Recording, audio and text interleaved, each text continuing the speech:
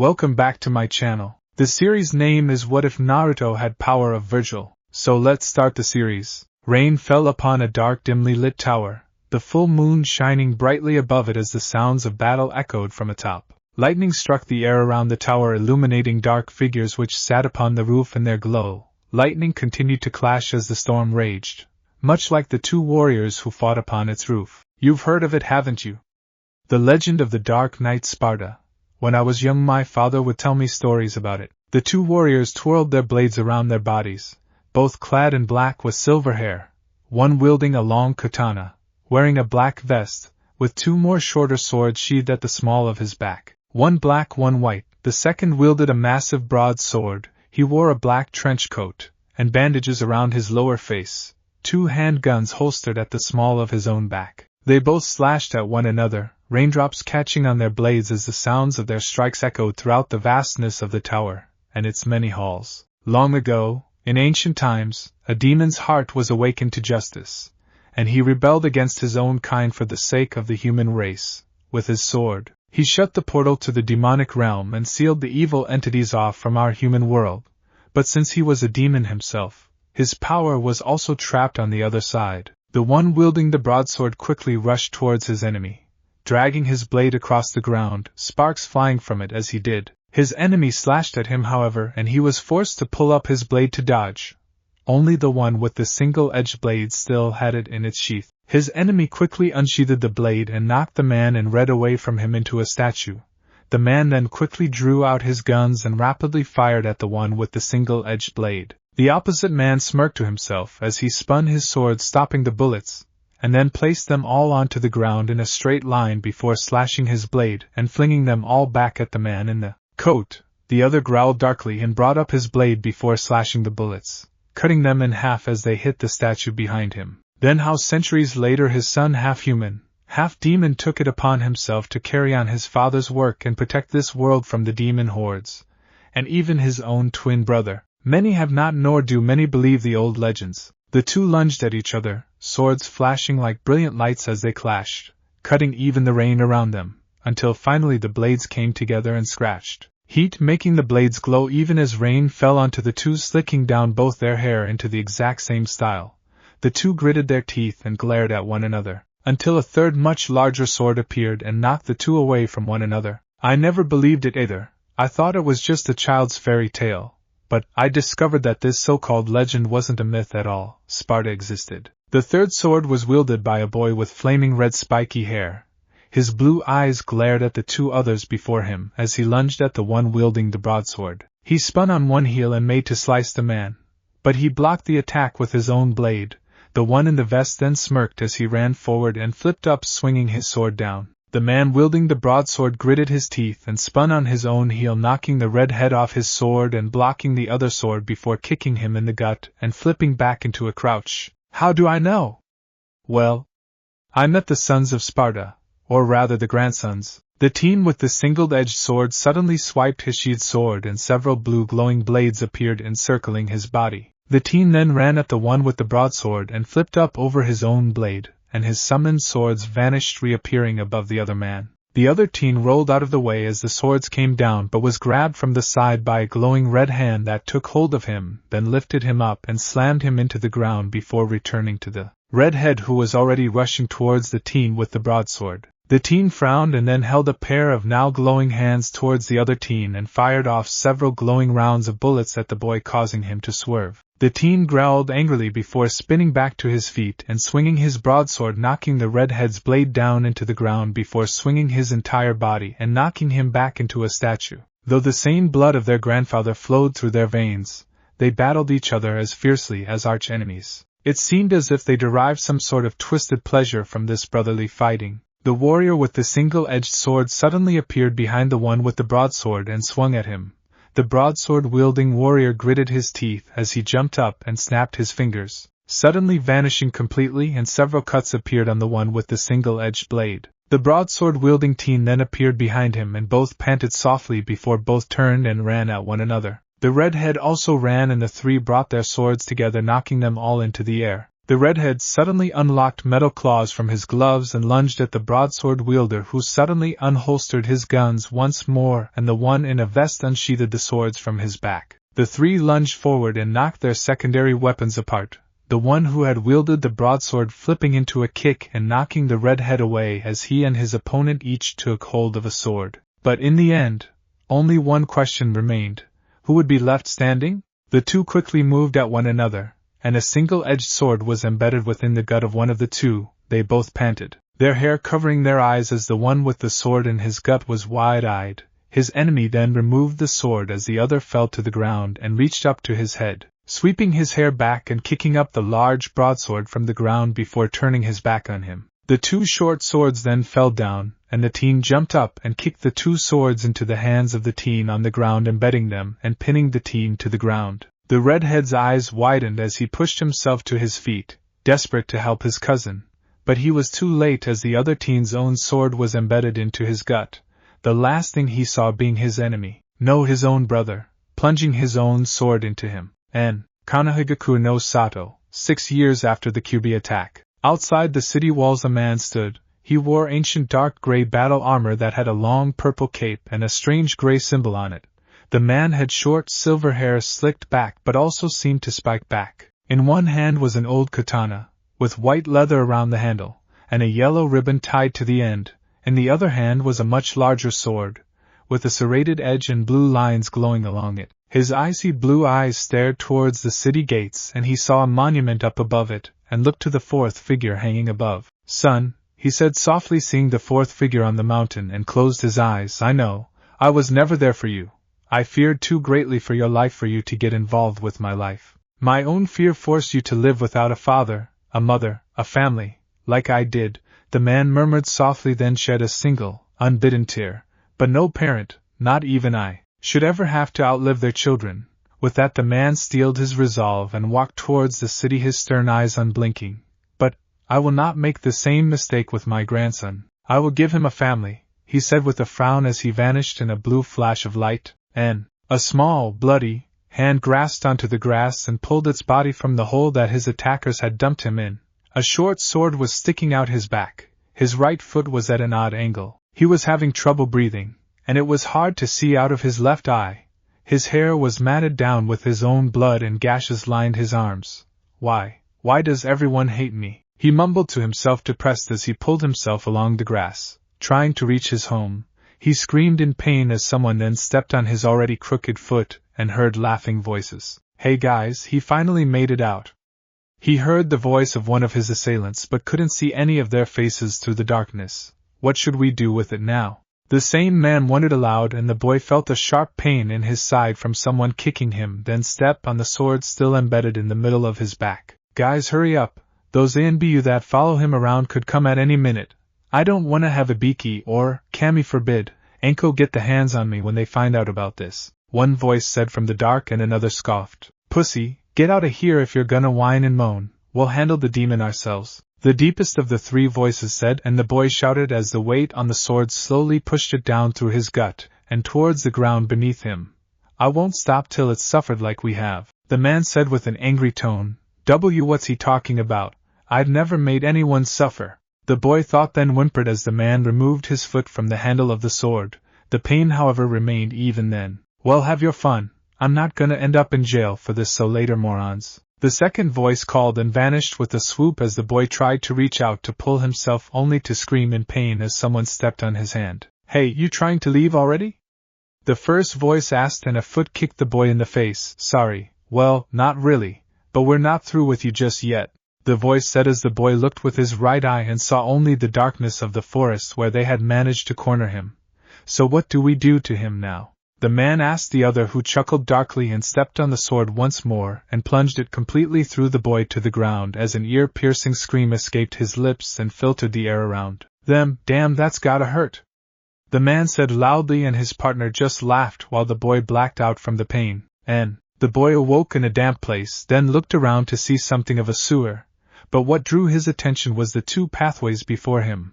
One had an ominous red light glowing from its bowels. The other had a violet one that was somehow horrific, but surprisingly soothing also. The boy looked at the two halls, then walked to the violet-colored hall without much thought. He walked past doors with strange symbols on them, one a red skull, another a calm yellow face, another a green angry scowl, a purple foxy grin, a white look of peace, and last a blue gasping face. The boy didn't know why, but each symbol seemed to have meaning: the gasp life, the grin power, the skull experience, the calm one rebirth and restoration, the scowl revitalization, and last was the white one faith. But next to each symbol was the number 0 in bold lettering. But why that number was there, he didn't know. Welcome, came a strange voice from down the hall, and Naruto saw another door. This one, however, looked different than the rest. It was pitch black in color, with glowing violet symbols etched into the door, swords etched into the frame around it that glue blue. And last was that it was 3 times the normal size of the others and was actually 2 doors. Come, the same dark voice from before called out, but there was no malice, nor ill intent coming from this dark voice. The boy walked towards the door and placed a hand on it. The symbols all moved from the door and onto the boy, who shouted and jumped back, the ancient runes swirling on his skin before all moving to his abdomen. Enter, the voice called, and the boy looked to the door and placed his hand back onto the door and pushed it lightly. The large doors moved with a pronounced creak, and within was a being chained to the wall and floor. His violet eyes pointed to the ground until he looked up through the darkness to the boy. Welcome, my other. We are Legion, the being said while still covered in shadow, only the silhouette of his form visible. We? The boy questioned with a tilted head, then gasped as he felt pain in his stomach. What's going on? He asked fearfully, and Legion simply closed his glowing violet eyes before reopening them. For one so young, to need their devil power, Legion muttered softly, then looked at the boy, then to his eyes, and saw strength within them that even the boy himself didn't know of. I shall grant you great strength, child, and when you're ready, you shall make use of our true form. Until then, live on, and grow stronger, the being said simply, and a gold orb, purple orb, red orb, and blue orb all appeared before the boy. Take these, and awaken at last, the being told him, even as the orbs all spiraled around the boy, before then plunging within him. The boy's eyes widened as a beat, that was like a heartbeat, started to thump loudly in his ears. The boy fell to his knees and gritted his teeth as he felt something seemingly awaken, and then felt a warmth flow over his body as something soon stood before him. It had 3 blood-red eyes and was like the last being, and shrouded in the shadows. However, this one held some sort of power, and its very presence seemed to demand respect. Awaken now, Naruto Sparta, the being said, its voice weighed with ages of conflict, and memories that he couldn't even begin to imagine. Who are you? Naruto asked. The air then screamed as pain surged throughout his entire body, the being seeming to vanish as it turned to blood and flowed into the boy. A second being stood behind him, with only 2 but equally red eyes, and did the same as the first, changing to blood and flowing into the boy. Pure power spiraled around the young blonde as his hair turned to the color of blood. His whisker marks deepened and stretched over most of his cheeks to more closely look like stripes, and the pupils of his eyes became very thin slits. And, real world, the 2 men who had been torturing the boy were knocked back by an explosion of violet and red energy. At first they thought it was chakra, but it was too different to the chakra they were familiar with. Then the blood and shadows around the boy started to swirl, becoming a sphere that concealed the boy completely from view. The blood and shadows then started to shift into a new form. The boy still concealed within as it stretched to form legs with clawed toes.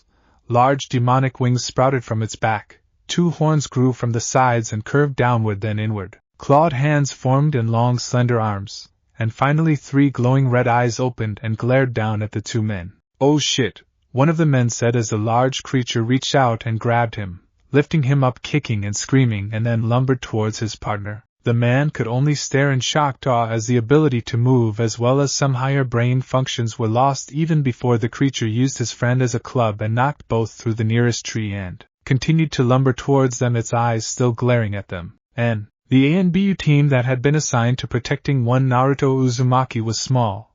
Only 4 members of the entire ANBU force could actually be trusted with this duty. One was Kakashi Hatake, the former student of Minato Namikaze the Yondaime Hokage, and the strongest jounin in the village. Next was Tenzu, a man who trusted the Fourth Seal, like the boy, and knew he wasn't a demon in human form. Then was Yugo Yuzuki, who hated to see someone looked down on. She also hated the way the boy was treated when it was even his fault. Next and last was Itachi Uchiha, the strongest of the Uchiha clan and a ninja prodigy. Usually, at least one of those four would be watching Naruto. However, all at once, a disturbance downtown had called all active ANBU to earn their pay. Someone had managed to break into a high-security prison and release several prisoners. None of them were villains, but it took all ANBU had to catch them, even with the assisting Jounin and Chunin. However, Yugawa had been near to Naruto's home when she caught one of the prisoners and saw that the door had been busted in. She couldn't see any trail to follow, so hurried with her prisoner to Kakashi and explained what she had seen. The man had immediately summoned his nin dogs and had them go out and search for the boy or his trail. However, hiding in the shadows was the man in armor. He watched how they sought out the boy, but then felt a tremendous burst of power and left to find its source. He knew that power. It was the same power that he and his brother had, only it felt somewhat different, but he couldn't quite place why that was. Question for another time, he said to himself as he found the clearing and actually smirked, seeing that creature made of shadows and blood. That was rare even in his own family. His brother had made one of lightning and shadows when he was younger and also in mortal danger. He himself had made one of ice and wind when he was trapped in hell. But shadows and blood was rare even among devils. However, when a ring of fire suddenly appeared around him, Virgil's eyes widened in amazement as then he saw the two unconscious humans at his feet. I wouldn't hurt them too badly, Virgil said, and walked towards the creature as it turned to glare down at him angrily. If you do, then the people in this village will chase you down forever. Virgil said, then was surrounded by a violet sphere. When the sphere disappeared, the creature seemed to narrow its eyes in intrigue. The creature that stood replacing the man had silver hair also, but it was in the shape of a samurai helmet, with 4 wings wrapped around its waist like coat tails, and black and blue skin with clawed hands and feet, a mouth filled with razor-sharp teeth, glowing green eyes, a strange object on its left arm that housed his single-edged sword while the other was still in hand. And if you want, I can take you somewhere safe, where you won't ever have to worry about being hurt ever again. The man offered, with his voice now sounding strange, almost like the being that Naruto had met in that strange sewer, as he looked at the red-eyed creature. It nodded and closed its eyes, blood and shadows returning to the ground, a small boy with blood-red hair in the middle of it. Virgil was once more surrounded by a sphere of energy, and reappeared from where the demon had been standing. Then let's take you home then, he whispered, and picked the young boy up into his arms and smiled to the boy. Grandson, he said softly, and turned, vanishing into a blue flash, Naruto still in his arms. The ANBU would arrive later, only to find a massive amount of blood, a Chunin and a fellow ANBU on the ground. The two were taken into custody, and given to Anko and Ibiki to play with. A search for Naruto would be conducted, but no trace beyond the blood would ever be found, and when the search finally ended, the civilians of the city celebrated the demon's death with a parade. Sarutobi, the Sandaime Hokage, would not join in on their celebration. He stayed home, to mourn the loss of a good-hearted boy to cruel fools. But Naruto wouldn't be gone forever. And Akumagaku no Sato, the village hidden by the demons, as some called it, was different than other shinobi villages.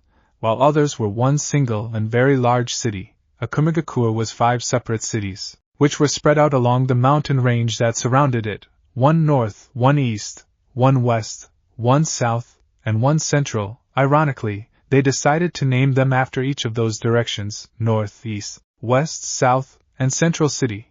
But each one was connected via a train route, unlike the other nations, which had allies nearby or vast resources to use. Akumagaku was isolated within a massive valley completely surrounded by mountains which were hell to climb. The cities of Akuma around Central are all medium-sized, with Central being the largest, and where the Onigashima stays. North is the more industrious of the countries and supplies various technologies to the others. South is basically the area that you have to go to in order to leave Akuma. East is known for being more of a farm country, raising livestock and agricultural products, while West is basically a civilian-owned city while ninjas stay in Central. However, when the city was first formed, they had trouble getting from one city to another. It was so bad that most would simply live in one city and only went to another if dire situations would arise, so the village had to start developing more transportation technology than just jutsu in order to survive, which they did with the help of the third Onigashima, Dante Sparta.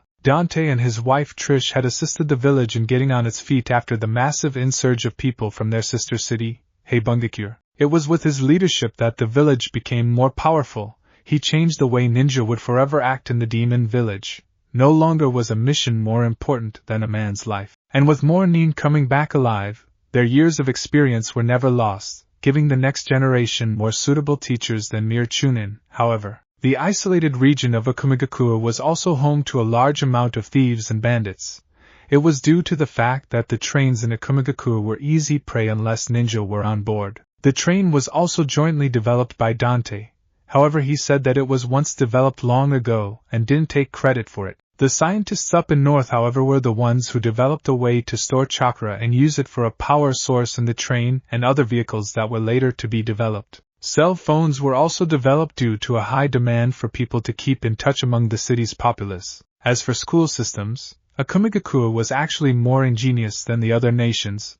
While they had all their children go to a ninja academy or just stay at home, Akuma had only one ninja academy and several civilian schools instead, so all of their children could get an education.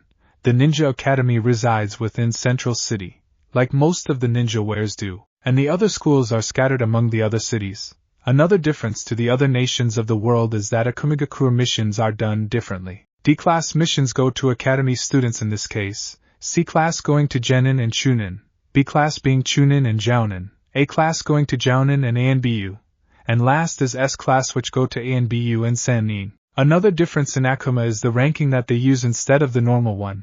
A Genin is called a Deuce, a Chunin is called a Demon, a Jounin is called a Fiend, an ANBU member is a Nero Angelo, a Sannin is an Archfiend, and Kaga would be called Devil. The village uses those names instead of normal ranking on missions to confuse the other nations of the world who all use the same titles.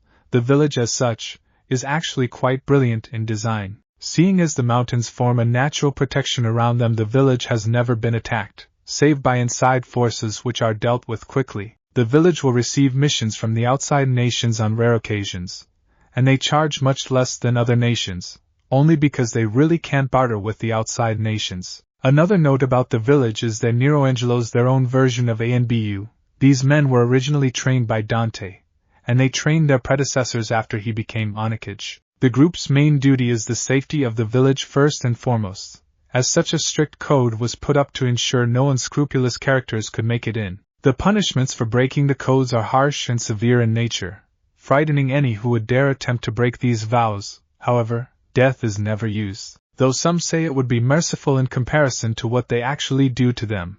At the center of the Nero Angelo Corps is their leader, an unnamed man who has run the group for over 10 years today, much longer than any ANBU member ever lasted. And Virgil reappeared before the gates to Akumigakure and smirked. "I'm so glad I learned how to teleport rather than learning some useless skill like painting," he said to himself, and walked into the city only to shiver. He lived in Central, the main military area of Akumigakure.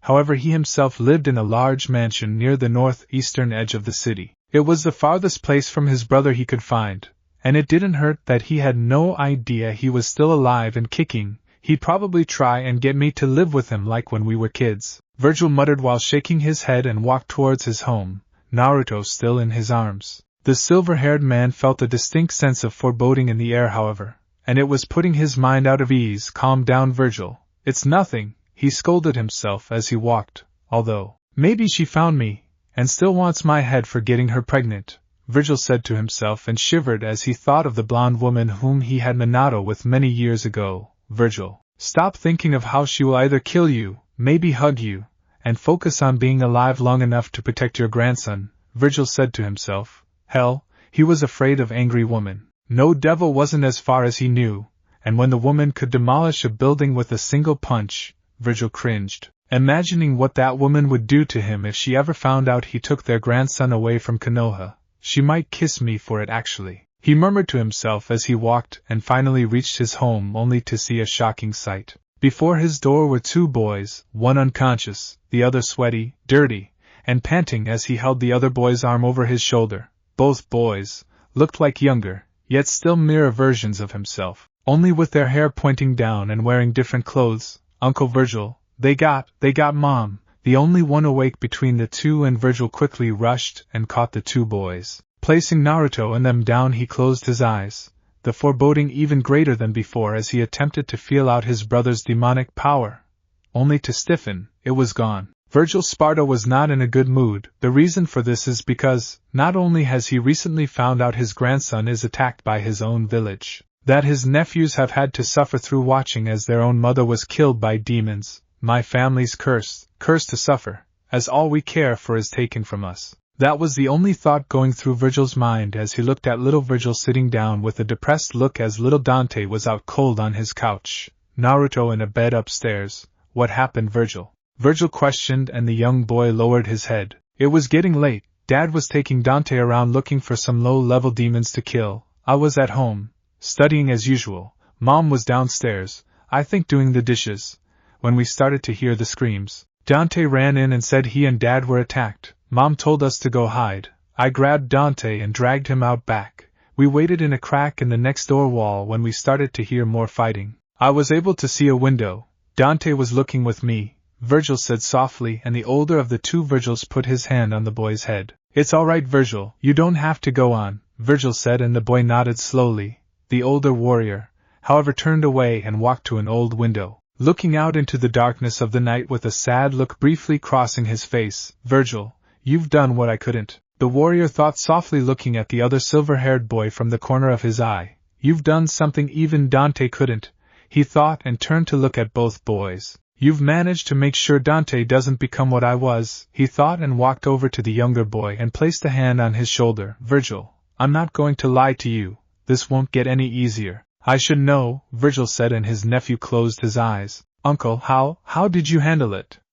He asks, and Virgil sighs, and looks out his window. I didn't, I blocked it out, he says softly, and walks to the window, looking out to the city, which is dark, almost like that night when he himself faced this same experience. I went and fought the demons, and was dragged into hell with nothing but my mother's amulet, and father's sword Yamato, to help me, Virgil said softly, and closed his eyes. I lived in hell for years. My mind slowly withered in the demon world, all my sanity slipping away as I had to fight for my life, until finally I just snapped. Virgil said, his face shadowed as his eyes briefly started to glow with a dark red light. I became a demon. I learned that if you're weak you die. If you're strong you rule, so I sought to become stronger, so I wouldn't ever die, Virgil said, and his nephew sighed. That's why you went after Sparta's power? The boy questioned, and Virgil nodded his head before sighing. Enough sadness, Virgil. This night needs no more tears. I have, however, some good news, Virgil said, and Virgil gave a weak smile. I could use that, he said softly, and Virgil chuckled, then blinked and sniffed the air before looking to the doorway to see a mop of red hair trying to hide. Well, if your cousin would stop hiding, we might be able to introduce you to him, Virgil said with a smirk, and Virgil blinked in surprise before quickly getting to his feet and following his uncle's line of sight. The younger Virgil walked stealthily towards the red hair, and then with a smirk on his face quickly vanished into a flash of blue light, making Virgil raise a brow. He can already teleport. Dante really screwed up when he ignored that boy's training in favor of his little clone, the blue-clad swordsman thought with a scowl on his face as the little Virgil then placed a hand on the red-haired boy's shoulder. Why are you hiding? He asked, and Naruto jumped up with a yelp, Virgil still smirking as the boy started to breath heavily and glared at the boy, then looked back into the room, and finally back at the boy with a gaping jaw. How did you get behind me? The boy questioned, then a shadow came over both him and Virgil as the older of the boys in the room looked at the two impassively. Hi, Naruto said nervously, and the older Virgil chuckled softly. Hello, Naruto Uzumaki, he said, and the redhead gulped. Where am I? He asked, and Virgil knelt down. My home, he tells the boy, and Naruto blinks. Then why am I here? He asks, and Virgil chuckles to himself once more. Well, I couldn't let my grandson live on the streets or some god-forsaken apartment, now could I? Virgil questions with a hint of playfulness in his tone, and the redhead gawks. What, why you're my grandfather?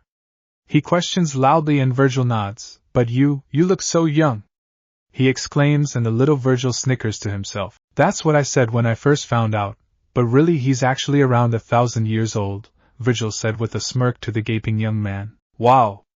Old man Hokage must be like 1,000,000 then, the boy exclaims, and little Virgil starts laughing loudly while Virgil smirks at the two. Alright then, Naruto, I'd like you to meet your cousin, Virgil, with an eye, Sparta, Virgil said with a smirk, remembering a little girl who said something similar when he was 1,000 years younger, though wasn't named Virgil, of course. Wait, I have family.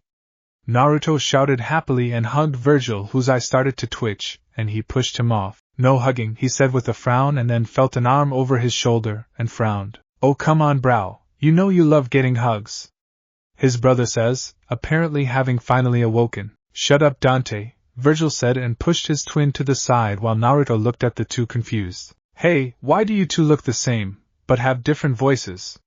he asked, and the two blinked. "We have different voices?" the two asked their uncle at the same time, and Virgil chuckled. "Yes, Dante, your voice doesn't sound as royal as Virgil's and mine, much like your father," Virgil said, and Dante frowned. "Whatever, and it's Dirge, not Dante. I'm not my dad, you know," the boy said with a pout, and Naruto snickered. "You two are funny," he said, and then the three looked at a suddenly grinning Virgil. "Why do I have a bad feeling?" Naruto questioned, and the twins paled. "He has that insidious look in his eyes," Dirge said while backing away from the older man. Virgil said, then looked around before holding a hand to one ear and listening. "I think I hear the evil devil squirrel calling. Yes, he needs me to go away from here and kill him now," Virgil said, his twin and Naruto both looking at him strangely as he then runs off and out the door. The other boys gawk at Virgil's retreat for a few seconds before both growled. "He ditched us!" They both shouted outraged as Virgil then grabbed them both. "Then we have to catch him. I need to start training you and him, Naruto. And Dirge and I need to finish his own." With that, Virgil ran after the young silver-haired boy with a wide, evil grin on his face as he rushed after the boy. "I haven't had this much fun since that time when me and Dante tied Dad's shoelaces together and stole his swords," the Demon Knight thought to himself as he saw Virgil, Naruto, and Dirge both laughing as they jumped out and onto the boy, Virgil chuckling. "All right, fun time's over," Virgil said suddenly serious, and Dirge and Naruto both groaned. "Hey, I'm going to be training you all, so don't whine about it," he says to the two, and Naruto pouts then blinks. "Hey, wait a minute," he says, and looks around the area and only just notices something about the area. "We're not in Konoha?" he asks, looking around, and Virgil smirks. He has his work cut out for him with these three. And 6 years later, the village of the hidden demon is a place where its people always come first. It is also a place that has some of the best ninja training in all of the shinobi nations. Thus the school system they have has to be very different than what others normally have. Their school system starts out with basic skills in an elementary school, like the ancient schools did, then a middle school for intermediate work, and high school for more advanced skills. However, this is for civilians. The children who want to be ninja all go to the Ninja Academy from age 6 to 12. The academy teachers are all ex-shinobi of Akumigakure. They have been taken off of duty, either due to retirement, or the inability to continue on their work as a shinobi due to some medical condition. However, the skills they gained are considered invaluable, and the village is adamant in keeping these warriors around to pass on what knowledge they've accumulated to the next generation of shinobi. This has led the village's shinobi to prosper, even if they rarely have missions outside of the village, and Akumigakure Nin never fails. They have the skill and training for even C and B class missions right out of the Ninja Academy. The graduation's exams are also slightly different than the exams of other villages. While Kiri, once had you kill your best friend, Konoha, tests you on the 3 basic ninjutsu. Akumigakure tests you on several levels all shinobi graduates should be tested on: stealth, precision, endurance, intuition, skill, and physical ability. These are what Oni Nin must have in order to become a true ninja within the hidden demon village. As such, the training is much harsher. The older ex-shinobi pushing each generation harder than the last in order to increase the standards of the academy every year, something that other villages have been lacking in recent years. They do not allow anyone underqualified to pass. They either get booted out of the academy altogether if they have absolutely no practical abilities for being a nin, hence no fangirls ever pass, or if they have some promise, they have to retake the entire course. However, since its founding, the village has yet to have a nin go rouge, not because there's no bad seeds in their shinobi ranks, but because they weed them out and deal with them swiftly. The rules of Akumigakure are not to be broken, by shinobi or civilian. If either were to try, they'd die. And the shinobi final exams were well past underway. The only one remaining was still having a fair bit of trouble. Even with all his training, he dashed through the shadows, silently. Thanks to the chakra he used to cushion every step, he saw the shadows and saw figures in his mind. The figures laughed and taunted him with evil grins and demonic faces. He saw their faces and quickly threw 4 kunai, hitting the mark on a bullseye set up on 4 trees, he sped past those 2, and held the single-edged sword that was in his left hand, Gilver, carved into the bottom of the sword's hilt. The sword was more precious to him than anything else. It was a gift from his grandfather, and it was his duty to restore honor to it for what he had done with it. The boy had no problem with such a thing. Blades were indeed much more fun to use than any other weapon he'd ever tried. Well, besides gauntlets. With a smirk on his face, the boy jumped over a narrow gorge effortlessly, and while still in the air tossed 4 more kunai, and rolled, landing in a crouch and dashing forwards once more. He saw forms in the distance, shaped like men, but flashes of sharp blades were before him also, and he smirked seeing as the scythes came down. He quickly unsheathed Gilver, cutting the wielders of the scythes down with a single stroke. Not looking back, he kept moving, sheathing the blade on the way. A chasm was up ahead, long and wide. It would be risky to jump, but he loved a challenge, and this was too much fun to pass up really. He grinned widely as he jumped to the pole beside of the hole, and with a loud holler flung himself over to the next, and then flung himself back to the ground and rolled to his feet, quickly gunning off once more. He saw something in the dark once more, only out of the corner of his eyes. It was chasing him, and he grinned, eyes briefly flashing red in excitement. His grin widened as he saw a tree up ahead and ran up it. Chakra added to his feet before jumping off and quickly unsheathing his sword to cut one down, and ducking under a kunai before stabbing the other and rushing off. His sword sheathed once more as the 2 chain links that were embedded in the pommel of the blade clattered as he ran. Even as he ran, even in the dark, his eyes were glowing with a low red light piercing the darkness. His shadow was no longer that of a man either, but that of a winged armored knight it seemed, fitting into the shadows effortlessly and wielding a single-edged sword. The boy paid no attention to his transformed shadow, however, as he then lunged into a spin, placing one hand on the ground and propelling himself upwards as a fireball hit the spot he had been previously. The boy landed on all 4s, his sword still in hand and eyes still glowing with an ominous light. His piercing stare cut through the darkness around him easily, and he saw his assailants. Quickly unsheathing Gilver once more, he moved. Dicing and slicing sounds consumed the forest as these assailants were also felled, his sword sheathed with a snap. Pathetic, he mumbled, and then sped off once more, looking straight forward with determination clear in his eyes. However, the boy's eyes flashed for but a second, returning into the shadows as he gripped the handle of his katana tightly. He looked around, eyes scanning the darkness around him. He could feel it. Someone was nearby, and whoever it was, they weren't playing with him. He brandished his blade at his side, crouching and narrowing his eyes, grinding his sandals into the dirt for better traction when he hears the shunk of an unsheathed sword and moved quickly. Blades clashes, as brilliant flashes of light scattered throughout the trees. One tree was sliced. It slowly fell down, as though it was carved by the sharpest blade in existence.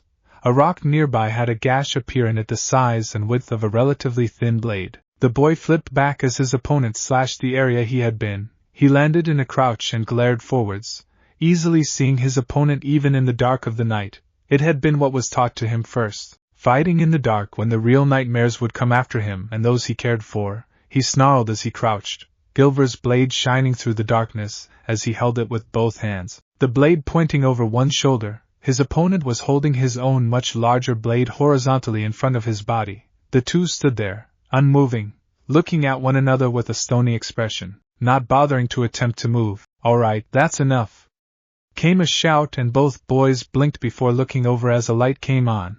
"Excellent work helping out with this dirge, and thanks for the kage bunch in shadow," came a voice, and the boy smirked to himself as a man in a typical jounin outfit for an oninin walked out, one arm missing. "Perfect. Top scores, my boy. That wad beyond even my expectations," the man said, and the boy grinned widely, foxily if he was honest with himself. "Hey, was there any doubt?" he asked with an arrogant tone, sheathing his sword behind his back and then holding at his side. The sword seemed to not have a guard, however, and no wrappings around the handle. Only the pommel was odd in that it had 2 chain links in it, with blue cloth tied twice around the handle, near the pommel. "Yes, you were doubting yourself earlier today, if that's what you mean," came a very smooth tone, and the boy smirked, looking behind the jounin to the boy standing there. Naruto also saw 2 other people. One was a girl, the other the same person he had been fighting. The boy who spoke had his arms crossed over his chest with black and blue wrist protectors adorning his wrists. On his torso was a black shirt with a mask around his neck, a leather vest that seemed to have some armoring and shined a dark blue in the light above it. His pants were black with pockets on the sides, and a kumigakure issued kunai pouch on his left thigh. His sandals were black and blue, with snow shoe attachments to make them into steel-toed boots. They covered his knees with slight armor plating and kept his pants tight on his legs from the knees below. Around his waist was black and blue armor that covered his hips and thighs. 2 short swords hanging at his sides with a long ornate katana in one of his hands, a yellow ribbon flowing from its own hilt. The boy's face was regal, with shaggy silver hair slicked backwards with some bangs hanging down in his regal face, cold blue eyes gazing at Naruto even with the amused smirk playing on his lips. Around his neck was his own akumigakure headband, the horns it bared traveling the sides of his neck. "Ah, come on, Vir, he was just a little nervous, you know," came a loud cry from the sword-wielding maniac that Naruto was happy to call his cousin. Yet Virgil had started to demand tests to prove that he was actually related to the silver-haired moron, as Vir would constantly say. This boy had the same regal face as Virgil, but had black bandages wrapped around his lower face and neck. His silver spiky hair was longer than Virgil's, and pulled into a low ponytail as it covered his left eye, a forehead protector in its rightful spot. The boy wore a black leather swordsman's coat, the right arm covered in black bands which were attached to the coat via red strips of cloth. His chest was covered by a black version of the akumigakure and Byu's armor. His hands bore red fingerless gloves with metal plates on the back of each hand, a pair of tight black gloves under those. His own black pants were slightly more baggy than what Virgil wore, with his kunai case on his right thigh and his black sandals covering them at the bottom while red bands covered them. On his back a large broadsword of intricate design was sheathed, 2 guns holstered beneath it. The girl in the group was giggling into her hands as Dirge had then placed his arm around Virgil's shoulders, and the other silver-haired boy grabbed said arm and flung his brother into a tree. This resulted in swords being drawn and a brawl breaking out as the girl had to hold her stomach, as she laughed loudly at the 2 bickering siblings as they beat the shit out of one another. Naruto laughing also. Virgil had this thing about hugs and friendly contact. He didn't hate it, he just wished that Dirge would leave him alone and go hug Naruto or someone who liked him. "You two are such babies, I bet you even still wet the bed," the girl exclaimed loudly before falling back and trying valiantly to, but failing at holding in the loud laughter as she thought about the silver-haired boys. The girl was cute in a way, though some said she was too pale to be healthy, with golden yellow eyes that shined brightly, and long glossy black hair with natural blue streaks that covered her right eye and was pulled into a low ponytail, though some fell down her cheeks and to her chest anyway. While her Hittite was around its intended spot, her lips were ebony-colored and her ears pointed back slightly, giving her the look of some magical creature from old legends. She wore white ANBU-type armor with gray patches here and there, more armor on her vital spots than others, with skin-tight black shorts, black fingerless gloves, steel plates over the back, black bands around her biceps, and black sandals on her feet. Around her hips was black leather armor. It was attached to some cloth that was tied at the side into a sash, her forearms and shins covered by white and gray armor, while she had a kunai case on each thigh. The 2 boys were not amused by their stepsister's words, however, and both looked at one another and nodded curtly before getting up and stalking towards her. The girl ceased her laughter when she felt a cold feeling grip at her heart and looked up to see 2 very pissed-off-looking devil hunters. No hard feelings?" she asked sheepishly, and Dirge and Virgil both looked to one another, then grabbed her by her armor. "Whoa guys, don't hurt her. She's still a member of your team," Naruto shouted, and the 2 both glanced at their red-headed cousin with annoyed expressions as he walked into the light. He, like them, had changed over the years, and had become the peacemaker. When Shadow would raise the ire of his cousins upon herself, she could defend herself, and probably learn a lesson about not messing with Dirge and Vir. But he liked being the knight in shining armor for her really. The boys' red hair looked like flames as the light hit them, almost seeming to glow. It was slightly longer too and no longer stuck straight up, now falling to the sides but still in spikes. His skin was pale like his cousin's, with his own piercing blue eyes also matching his cousin's. The whisker-like marks on his cheeks seemed more defined than when he was little, however, and the baby fat seemed to have melted away. His forehead was covered with black bandages, to keep the hair out of his eyes, with a long black coat with white trim and short sleeves adorning his torso. a leather band crossing over his chest with straps around his shoulders to hold the coat on tightly. He wore a black shirt beneath the coat with a pair of black pants with white stripes on the legs, his own black sandals covering them from the shin down with black bands over his shins to hold them on tightly. His hands were adorned by black fingerless gloves in the same design as those his grandfather wore in his youth. "You're too nice to shadow sometimes," Virgil muttered, releasing his hold on the girl, and Dirge moaned. "They never got to have any fun anymore. So, instructor, does he pass?" Virgil questioned the nearly forgotten old shinobi, who chuckled while rubbing the back of his neck and nodded his head to the silver-haired boy. "Good, we should go celebrate then. I believe Tifa might have a new shipment of strawberry syrup and ice cream at her shop," Virgil said, making Dirge grin widely. "Hell yeah! Strawberry sundaes on me!" he shouted loudly, running off back towards town, and Virgil groaned while shaking his head and looking to the jounin. The man chuckled softly and tossed the headband to Naruto, and the boy replaced the black wrappings around his head for the item instead. Virgil then pulled his own on and then pulled it over his eyes and his face mask up to cover his face. He didn't want fangirls chasing him all the way to Tifa's shop again. Virgil then looked to Naruto and both nodded before sprinting off after Dirge, Shadow yelling at the boys in annoyance as they ran off and she gave chase. It had been by chance nearly 6.5 years ago that Virgil had met Tifa Lockhart, a little girl who was living with her father and running an old shack of a bar downtown in the southern part of Central City. He had been with his father at that time, and at the time, 9-year-old had been very curious about the city. It was only because he was bored of doing nothing while Dirge trained. So Dante had taken his son exploring the city, and the two had found the quaint little shack of a bar, and Dante had fallen in love. The two had found a place they both liked. Dante liked the little dive because it reminded him of a place called Bobby's from when he was 1,000 years younger, with all the nean hanging around the place, waiting for the next job and paycheck. Virgil, well, he liked the company more than the nostalgia of the old-fashioned bar, especially the company of his close friend Tifa Lockhart, the daughter of the owner of the place.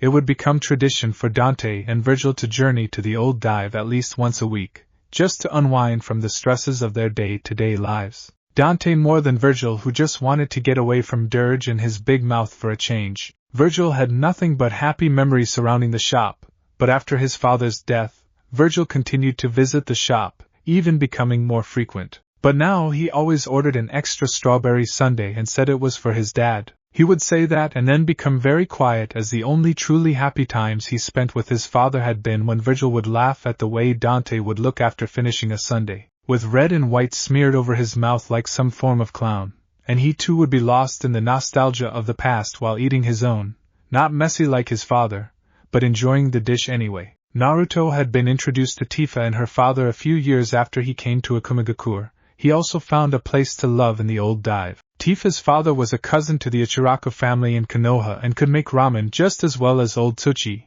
It made Naruto smile, as he had something to remind him of the few precious people he had in Konoha. He wouldn't trade his family in Akuma for the world, but he still missed some of them.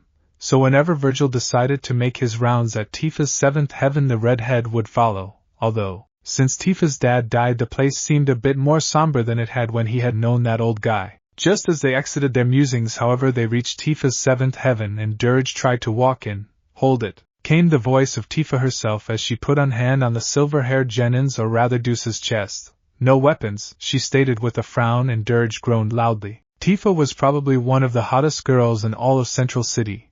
That much was said by Dirge at least, and Virgil didn't see her as anything but a friend, which was why several people called him dense and clueless. She had long dark brown hair in a low ponytail, with some bangs framing the left side of her face, fair skin, and brown eyes that looked red in the light. She wore a white, low-cut sleeveless shirt that left her belly exposed, with a tight black miniskirt with a gray belt and black suspenders, long black gloves with red fingerless armored gloves over them, with brown hiking boots. As could be expected, the outfit really garnered her a little too much attention. The only reason she actually wore it was to get someone's attention, though she wouldn't say who. Cough, Virgil, cough. Of course, she didn't like the attention from other guys and tended to beat the absolute shit out of the ones who decided to look with their hands or eyes, while if Virgil was in the vicinity he chopped them to ribbons, saying he wouldn't allow them to dishonor her in any way. Yeah, he muttered and handed her rebellion before trying to get in only for Tifa to kick him out the door. Tifa, while not a ninja, did have a teacher. She became a normal girl, who just so happened to know how to kick your ass if you got too frisky with her. What the fuck, Tifa? Dirge exclaimed, and Tifa crossed her arms over her generous bust. Virgil only sighed in annoyance, and removed his own swords, handing them, and his kunai pouch to Tifa and walked in. Tifa smiled to her friend as he did so. That's what's up, all of your weapons, Dirge, Tifa said, and placed the weapons from Virgil into a space that was made just for his stuff. There was also one for Naruto, Dirge, and Shadow also. And while Shadow's real name was Janet, she actually preferred being called Shadow. Before Dirge could comply, however, Naruto handed her Gilver, his own weapons pouch, and a metal glove he got for his birthday last year. Tifa sighed and placed those also into a space for Naruto's stuff, Virgil, and the others came so often that Tifa made those spaces just so they could get them when they wanted to leave instead of her hanging onto them herself. Oh, okay, Dirge said and handed her his kunai pouch, then tried to get in one more, only Tifa grabbed one of his arms and held it against his back at an odd angle, then took ebony and ivory from him before throwing him inside. I swear, Dirge, do we really have to go through this every time you want to get in?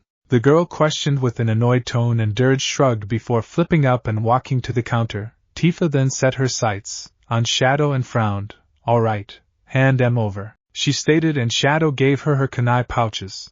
But Tifa pushed her back out and cleared her throat. Shadow blinked, then got down and pulled a pair of small knives from her sandals and handed them to Tifa. But the girl pushed her back out again and glared at her with a frown. Shadow blinked again and chuckled nervously, pulling a trench knife from each of her shoulder padding and handing it to Tifa. Once more the more busted girl pushed her out, and Shadow reached behind herself into her armor and pulled out a hand scythe. Damn, Naruto said, and his two companions nodded their heads when Tifa pushed her out again, and Shadow chuckled nervously, reaching around her waist and lifting the armor there and pulling out what looked like a whip. Why does she have a whip? Naruto asked, and his cousins shuddered before glaring at him. What? He asked, and they frowned. Don't give us those images, our minds can't take it, Virgil said, Dirge nodding in agreement. Just when it seemed that Shadow might finally get in, Tifa pushed her out once more, and the girl looked ready to start swearing loudly as she pulled some saban needles from the bands on her arms and handed them to Tifa, who pushed her out once more, and she did curse loudly and reached into the front of her armor, making all the boys blink, and pulled out what looked like a compressed foam shuriken. How the hell can you walk with all that? Naruto demanded, gaping, and Shadow shrugged. It's good training, she said, and was stopped once more. Damn it, she exclaimed, and then removed her forearm guards and handed them to Tifa, who smirked and took the vast amount of weaponry to her own spot, and Shadow stalked inside to sit next to Naruto. What's in those? Naruto suddenly questioned, and Shadow sighed. Blades are hidden in them, she muttered, and Naruto blinked. Isn't it a bit paranoid to carry so many weapons? Naruto questioned, and Shadow rolled her eyes. You call it paranoia, I call it being prepared, she said angrily as Tifa stood before them. Alright, now that ordeal has passed by, what can I get you guys?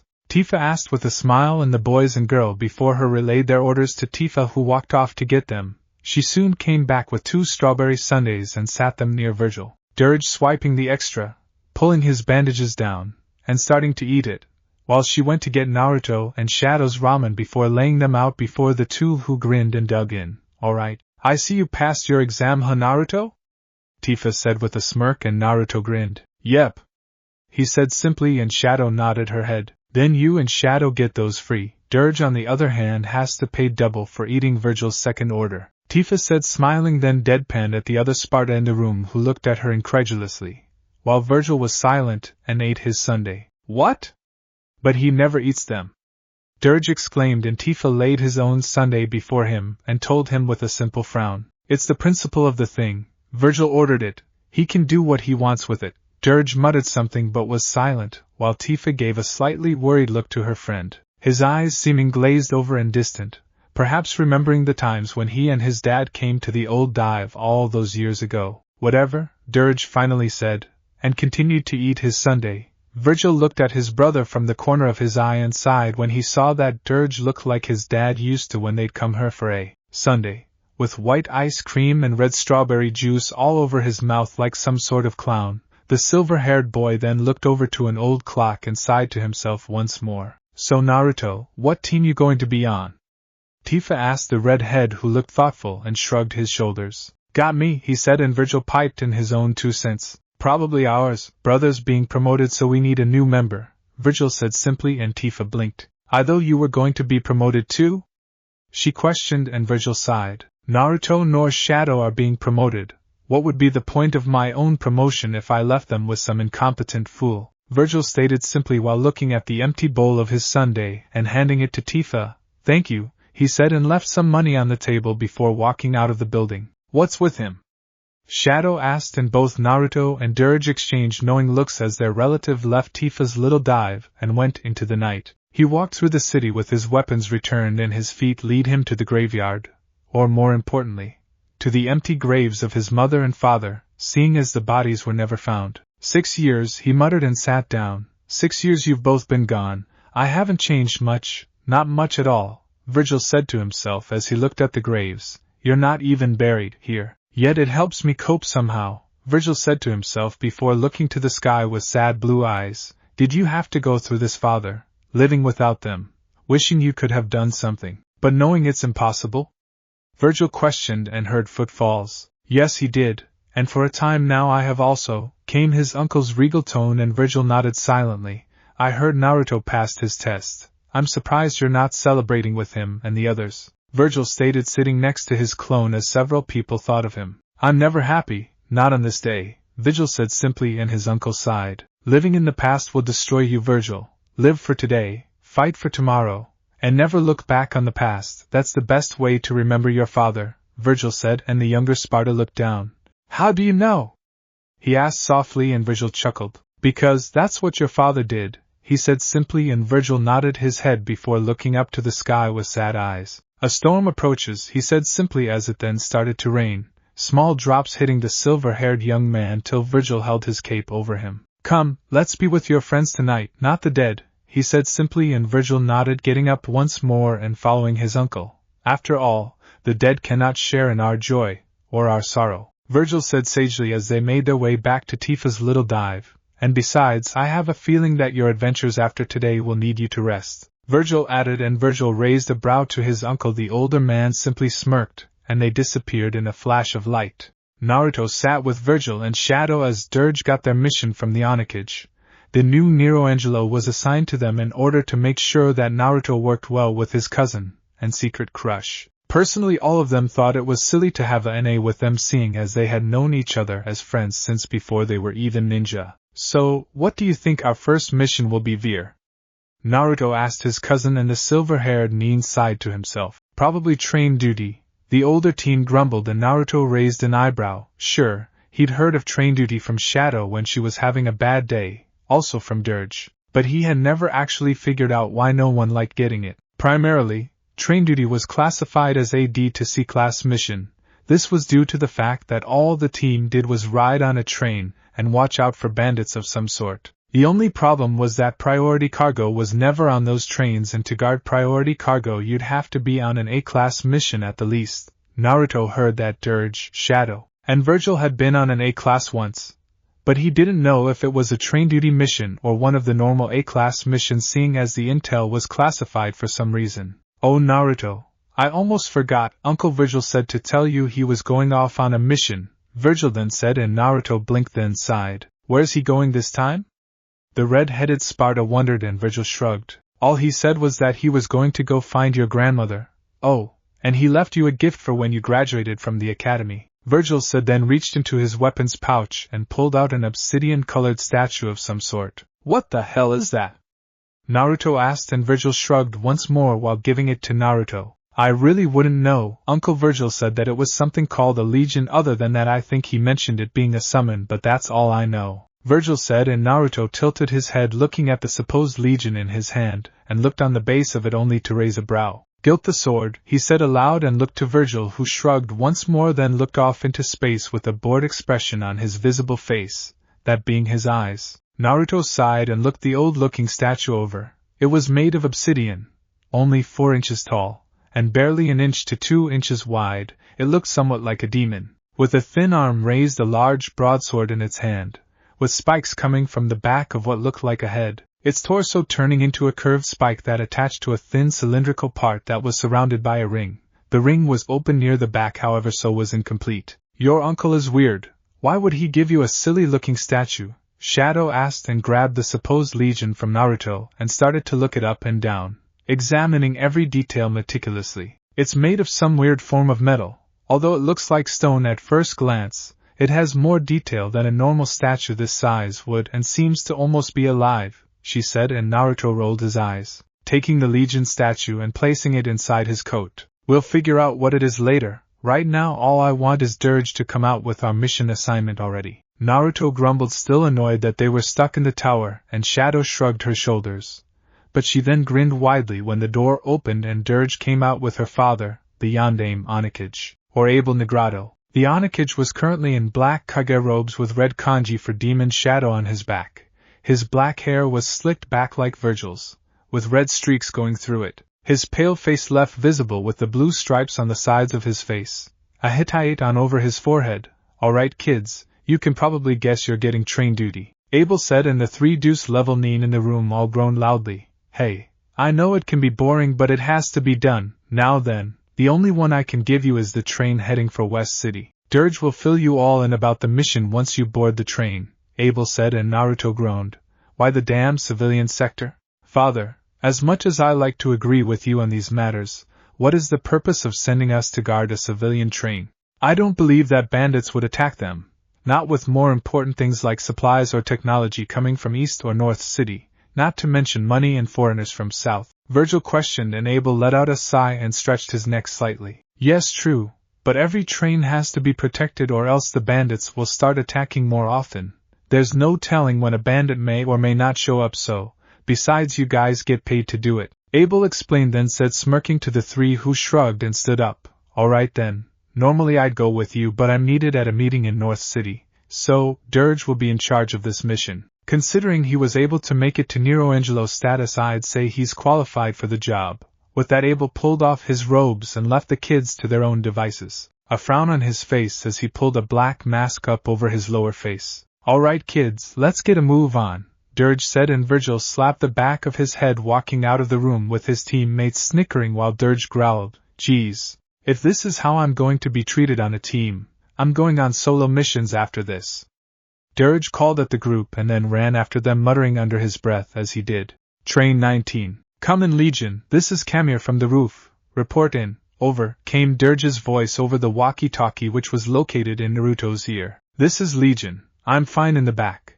But what the hell is up with this crate marked Shinra Labs? It smells like there's a corpse in it. Over, Naruto asked, looking at the red-marked box he was sitting on, then waving a hand in front of his face to wave the smell away. The shinobi from the front, Naruto, did you say Shinra Labs?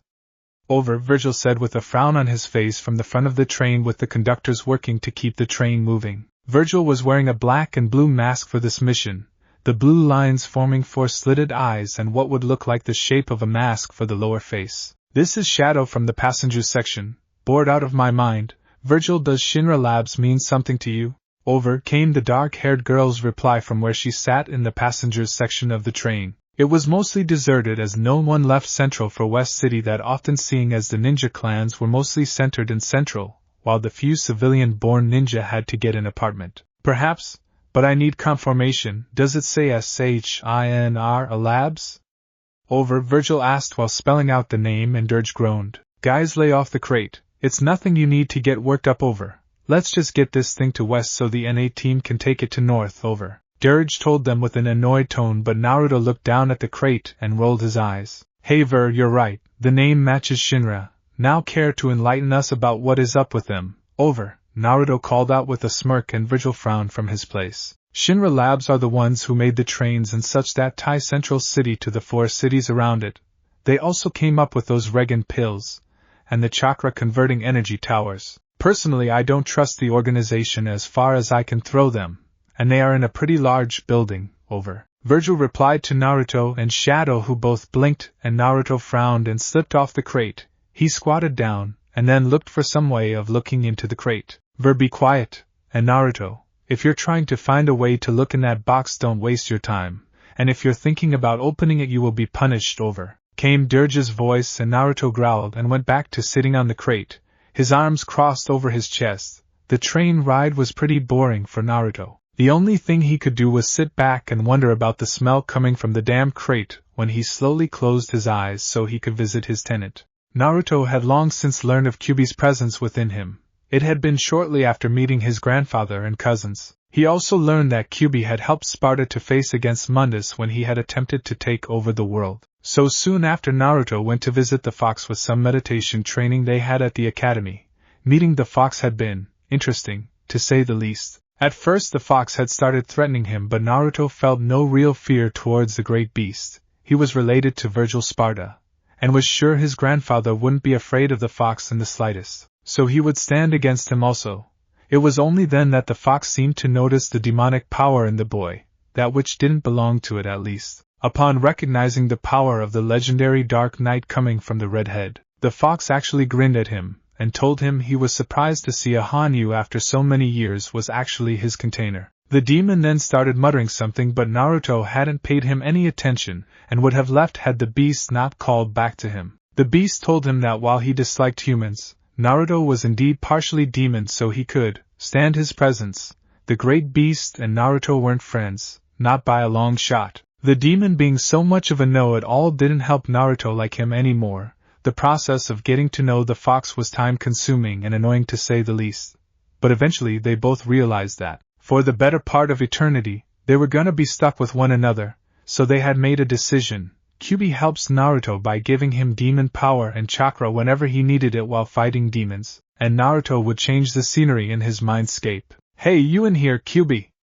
Naruto called out and looked around with a small frown. Naruto had been told some stories about what the demon world looked like, so he used those stories and some guesswork to create a pretty good recreation. What he didn't get right, Kyuubi helped him visualize.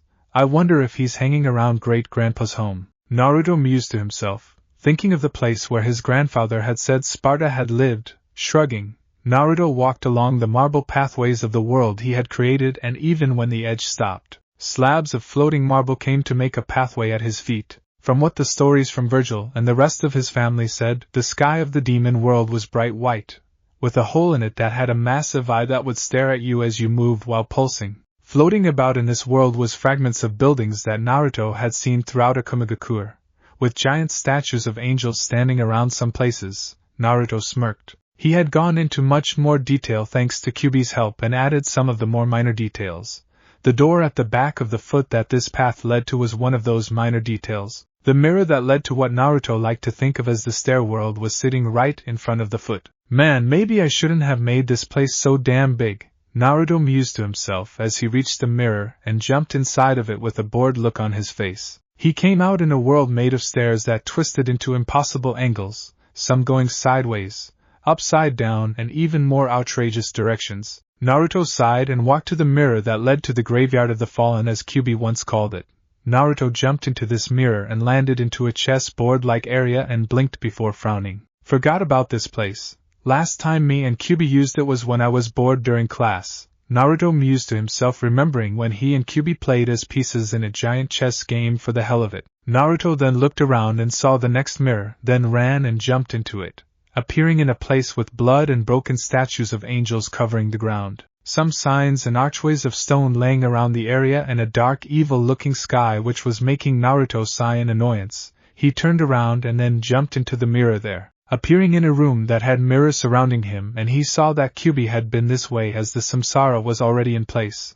"Well, that makes things easier for me," Naruto said to himself, and jumped into the mirror once more and appeared in a place similar to the first area, only with purple flesh-like muscles covering the last building. "What are you doing, I wonder, Kyuubi?" Naruto wondered to himself as the marble paths formed before him, and he walked inside of the door there, the area beyond it being mostly a large void with a pit in the center. Blue water, it seemed, flowing into it. Naruto sighed and then jumped up and down into the pit in the middle and closed his eyes, and he fell into a new area. The home of Sparta, as he liked to think of it, as it was the most beautiful spot in this strange world. This place was a large archway, with water falling down into the area and making a waterfall at one end. The sky was a dark blue, with that same eye looking down at him. Dark spires in the distance could be seen, Ancient symbols lined the only wall in the place, while a few of the aged marble pillars had fallen down. Naruto liked this place as it was now somewhat more comfortable than the rest of his mind, while he had done it to make it harder to find his memories from outside sources,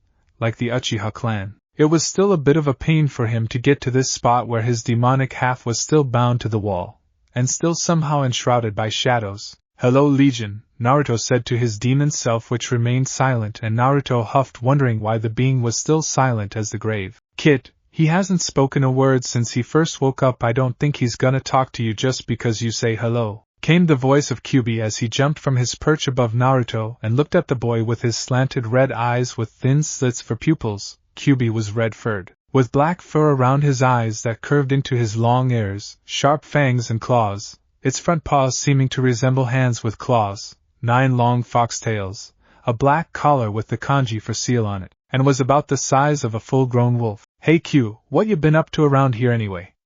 Naruto questioned, looking around the area with a raised brow, and Kyubi stretched then yawned. "Fighting the imaginary demons in your head. It's the only thing I can do that's even remotely destructive around here. I forgot how utterly boring the demon world actually is," Kyubi replied with a bored tone, and Naruto rolled his eyes. "So why are you here?"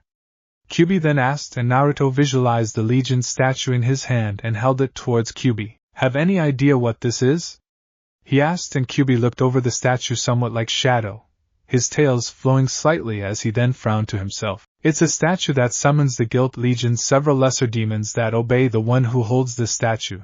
Haven't seen it in so long I had thought it might have been broken or something," Kyubi said, then mused to himself, and Naruto frowned and made the statue disappear. "Okay, then how do I use it?" he asked, and Kyubi frowned and thought. "Yuki should work. It works on every other demonic relic I've ever seen. Why not that? Of course, when a human uses it, it requires souls, demon souls ironically. So you should be good with all the red demon souls you've collected," Kyubi said, then walked over to a fallen pillar and laid down, his head on his paws as Naruto smirked. "You're getting lazy, Kyubi," Naruto said, and the fox glared at him angrily. "Be thankful I'm inside you. It grants you my soul's weapon form and its devil trigger automatically. And if I wasn't here to heal you before your powers woke up, you'd have died while in that wretched Konoha city," Kyubi grumbled, and Naruto shrugged his shoulders. "I haven't needed a devil trigger yet, but when I do I'll be sure to thank you," Naruto said as Kyubi grumbled to him and closed his eyes, falling asleep. Naruto shook his head and then walked over to the ledge of this area and jumped down into the chasm in order to wake up. Back on the train, Naruto opened his eyes only to yelp as he was knocked to the floor. What the hell just happened? He wondered, then picked up his radio. "Hey, this is Legion calling. Kamir, what the hell just hit us?" Naruto asked, and then heard his cousin swearing loudly for a few minutes. "Shit, Legion, where the hell have you been? Some damn bandits are attacking us here. I'm trying to take down the ones trying to get in with Ebony and Ivory." Dirge paused, and Naruto heard several shots from the boy's gun and the sounds of screams. "Yeah. Take that, you ugly bastards. Anyways, like I was saying, Shinobi's had a few come at him from the sides. Shadow's probably surrounded by now, and we think that a few are heading your way," Dirge explained, and then Naruto heard someone at the door and frowned, unsheathing Gilver and standing up just as the door opened. The redhead smirked, seeing the group of thugs who had daggers, swords, clubs, and other weapons, but they weren't as well trained as a ninja. "Alright, shitheads, show me what you got," Naruto said, flipping his sword in hand and lunging forward with a roar, kicking one of the men in the face and sending the rest sprawling back into the previous car. Naruto then spun on his heel and quickly brought his sword down on another of the thugs, slashing his neck. He shivered as he killed the man, but put it to the back of his mind as he then ducked under a swipe from a bandit with claws. Naruto raised Gilver up and slashed the man's face. The other bandits' bravado was obviously failing as he saw a few jumping off the train as Shadow and Virgil were rushing towards him. The sound of gunfire still coming from above, signifying that Dirge was still dealing with the ones trying to get on from whatever mode of transit they were using. Virgil vanished and reappeared behind Naruto, slashing the man next to Naruto as Shadow spun, flinging her kunai into one's back and pulling him to her as she grabbed his head with her legs, then twisted her body,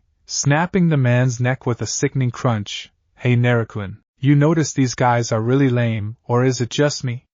Shadow asked, seeing as there was only 3 men left and they all fell to their knees and gave up on the spot. That's no fun, muttered Virgil with a frown on under his mask as he sheathed Luce and Umbra into their spots at his sides. Shadow pouted also, then used some ninja wire to tie up the remaining bandits, who all sighed to themselves. To think we trusted those freaks, one muttered, and the genin team all blinked. Trusted who?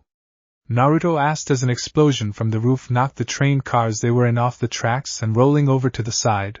What the hell was that? Naruto demanded, and Virgil grunted, sitting up and looking around, unsheathing Luce and Umbra once more and looking around with a frown under his black mask. Looks like our bandit friends here were nothing but a little distraction for the real boarding party. Virgil muttered, then noticed that one of the bandits had a Hittite partly hidden under one of his sleeves and tied around his arm. A nin, but from where? Virgil growled and picked the bandit up and glared at the boy through his mask. Who the hell are you? He growled, and the young man gulped slightly. The young man looked no older than Virgil himself and had shaggy black hair. With his right eye blue, his left eye red. His skin was pale and a scar was over his right eye. He was wearing a black choker collar, black elbow pads with gray pads on them, a gray short-sleeved shirt with black fingerless gloves that had metal plates at the back, a pair of shinobi pants with a black band around his left thigh, and a pair of black combat boots with black metal shin guards with cuts in them. On his upper torso was a black leather harness with a pair of silver tonfa on his back. Will. The boy stuttered, then lowered his eyes, his hair shadowing them and a cruel smirk slowly twisting his lips. And you're all going to die here, he said darkly as the roof was blown apart, and the genin were scattered as Will fell to the ground and onto his ass with a grunt. What took you all so long? The boy asked as several dark figures came from the shadows and helped him up before ripping the ninja wire from his wrists and arms. Much better, the young man said, and then flipped back away from Gilver as Naruto attempted to catch him off guard. Ah, so you're not dead, good. It wouldn't be any fun if you were that easy to kill, Will said, and then cracked his knuckles. Take them, he said darkly, and the figures vanished before reappearing around the three. You should just give up now, children, came one of the beings' voices, and Naruto growled. Who you calling a kid? He shouted, swinging Gilver, but the being was gone, making Naruto's eyes widen in shock. Just then a fist connected with his face, sending the young nin into the side of the train car, making him grunt in pain as he pushed himself up and looked at the figure angrily. So fast. How can anyone be fast enough that my eyes can't follow him? Naruto wondered to himself as he tried to look at the features of these people. Only they seemed transparent and blurry, save the smirking Will. Who the hell are you? And what the hell are you after? Virgil demanded angrily of the teen who smirked at the silver-haired young nin. Simple really, we were hired to do a job, and we'll do that job. Your friend up above is a good shot, so when we saw him taking out the bandits we knew we'd have to take more drastic measures. Though it seems that Alicia went a little overboard when she knocked the train off the tracks, Will stated, then muttered while stretched his neck, the muscles loosening in his neck with an audible pop. But just imagine our surprise finding the sons of Sparta, or rather, his grandsons, were guarding our target, Will said with a smirk, making Naruto and Virgil widen their eyes. Virgil then gritted his teeth and crouched with Luce and Umbra backwards in his hands. So you're common ninja doing a job, then who's employing you? Virgil questioned, and Will pulled his tonfa from his back and held them in hand while motioning with his head to the blurry figures which moved past Naruto and Shadow quickly. The two turned to stop them, only for two of the figures to block their path and stop shimmering at long last. The one in front of Naruto was a girl, with short dark pink hair and bandages covering her right eye and most of her face and forehead, leaving only the left blood-colored eye and lower face visible, with long black gloves over her arms with a manacle on her left wrist, with wrappings around her waist, a blue GI top with the ends making a short skirt, and a pair of goggles around her neck, skin-tight black pants with wrappings on her left thigh with a kunai case, and black tabi socks and blue zori-type sandals with metal shin guards. She had in hand a strange-looking axe that was blue steel with a normal blade and black handle. The one before Shadow was a young man who had long blonde hair with a tattoo on his face that was the number 02, with chocolate-colored eyes and tan skin. He had wrappings around his arms and stomach, leaving his chest bare, black steel plates on the backs of his red gloves that were fingerless and had manacles around each wrist, a pair of black shinobi pants with a kunai case on his right thigh, with black combat boots and 4 spears on his back. Sorry kids, but if we told you who we worked for, we'd have to be serious about killing you, and it's no fun killing someone as interesting as the sons of Sparta. Will said with a shrug and placed one of his tonfa on his shoulders with a smirk gracing his lips. Callie, Taro, take care of those two for me while I deal with Sword Boy here, Will said to the two with him, and Callie grinned widely before nodding her head. Will then flipped backwards into the final car they had knocked off the train, Virgil following so they'd have more room. All right. Sounds like a plan to me, the girl exclaimed and spun her axe in the air before slamming the thing towards Naruto, and the young nin rolled out of the way. Callie's axe hit the ground and created a massive crater in the ground from her strength. Naruto then swung Gilver at the woman who leaned her head back and he cut the bandages from her face. Hey Taro-kun, you were right.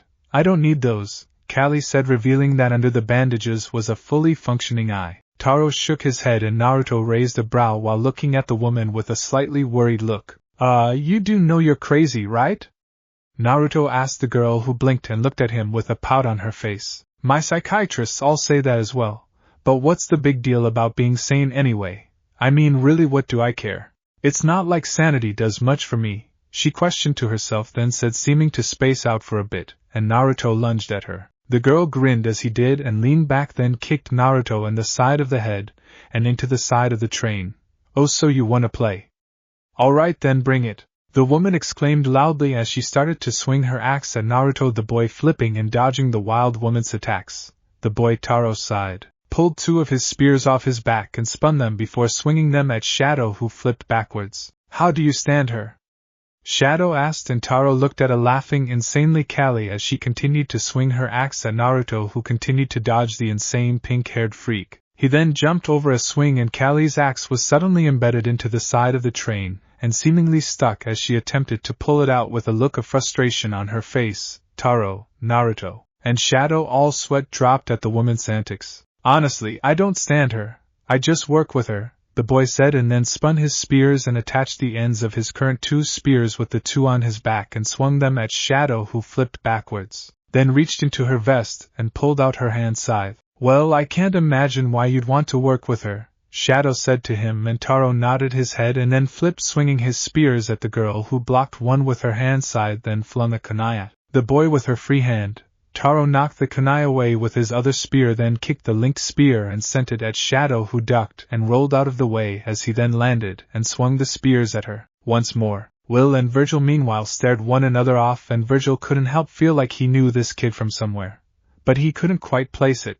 You're really uptight, you know that, right? Will asked with both tonfa over his shoulders and a smirk on his lips. This coming from someone who works with a pink-haired madwoman isn't saying much, Virgil countered with a frown as he crouched looking at the other teen, and Will shrugged his shoulders. Point taken, he said, then crouched also and lunged at Virgil, spinning his tonfa as Virgil blocked the attack and attempted to counter him. Will smirked and flipped the tonfa in his hands, knocking Virgil's blades down, then slammed the tonfa into the sides of his head. Virgil stumbled back from the attack, his head throbbing, and Will winced. Ow, now that's gotta hurt something fierce. Need an aspirin? Will said, then questioned with a grin, and Virgil growled angrily and lunged at the boy, swinging his swords quickly, and felt his eyes widen as the boy somehow managed to match his speed, which in and of itself was a feat. Virgil narrowed his eyes on the boy, then crouched and spun into a sweeping kick, but Will jumped over it. Virgil then smirked as he swung his wakizashi at the boy, but he moved his tonfa to block, then kicked Virgil in the face and landed in a crouch. Still smirking, you're quite the nuisance, Virgil stated as he glared at Will through his mask heatedly. The other teen only smirked wider and made a motion for the other teen to come at him. With dirge, the silver-haired NA was groaning as he sat up and looked at the train that was now on its side and grimaced. At least it was only the last two cars, he muttered to himself, and stood up to see someone sitting on the train cars and looking down at him, a large object hanging across her lower back. So, who started this party exactly, babe?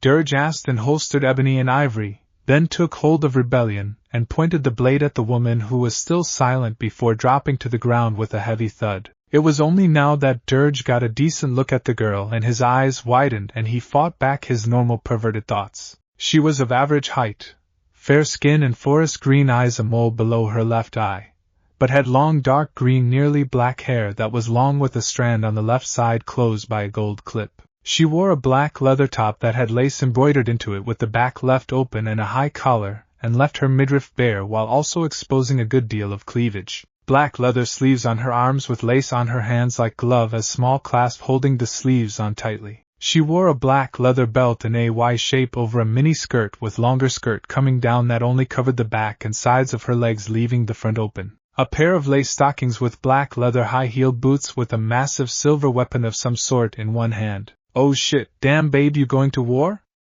Dirge asked, looking at the woman, who frowned slightly as he was concentrating on anything but her face with his eyes. She then lifted her weapon up and Dirge blinked as she then pulled the trigger, and the boy yelped while dodging a hail of gunfire from her weapon, which was spitting out bullets like a machine gun. The woman then ceased when he ducked behind a rock and then used an unknown power and lifted the rock up. "Wow, babe, you really know some nice tricks," Dirge said, then rolled out of the way as the rock fell back to the ground and the girl flipped her gun, changing it into a new weapon. It was now bigger and bulkier, and Dirge stopped to openly gawk at the weapon for a few seconds before cursing loudly when it started to pour out bullets that were plowing through rocks like they were tissue, and Dirge ducked behind a large rock and sat down before looking at Rebellion and sheathing it on his back. He then took out Ebony and Ivory and turned around to see the girl change her weapon once more, making it look sleeker than the forms before. Dirge barely had time to blink as the woman shot the weapon, and he had to duck back behind the rock as shotgun fire nearly took his head off. Dirge then lunged out from behind the rock and rained a hail of his own gun fire down on the woman, knocking her to the ground.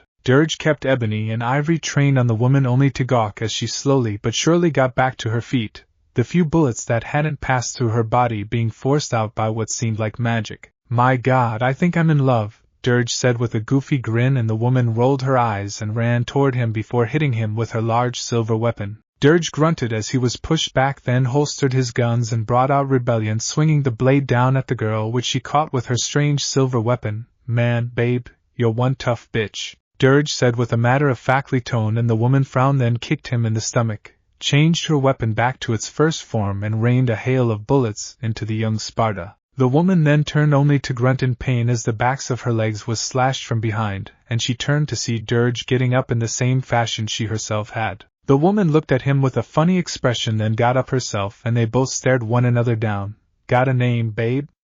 Dirge asked, and the woman tilted her head to one side. "Alicia, you?" she asked, and Dirge grinned. "Dirge Sparta, babe. Now then," Dirge said while then flipping Rebellion and crouching down slowly. "Show me what you got." With that, Alicia and Dirge both lunged at one another, swinging their weapons at one another. Back inside, the two remaining Nin who had passed the ninja were now in the cargo room and looked around before finding the crate marked Shinra Labs. The first one nodded and began drawing seals onto the crate quickly, then the second one began to form hand seals quickly. Soon the first finished and backed away as the second one also finished, and the crate vanished into thin air. The two looked to one another and nodded, lifting a device to their ear. The other one spoke. "Mission accomplished." With that he lowered the device and the two Nin vanished into thin air. With Naruto, Callie was crazy. That's all Naruto needed to know about this girl, that she was crazy and freakishly strong, so when she stopped when she was about to cut Naruto's head in two was beyond him. "Hey, Taro-kun, looks like the twins finished," came her voice, her face in a pout, and Taro stopped his own assault. Will smirked, and then lunged towards Virgil and flipped over him, their eyes locking for a moment, as Will landed behind Virgil, then flipped till he was under the hole that had been made in the side of the train, which was now the roof. "Well then, it was nice meeting you kids. Hope to see you again in the future for a rematch that isn't interrupted, Sons of Sparta."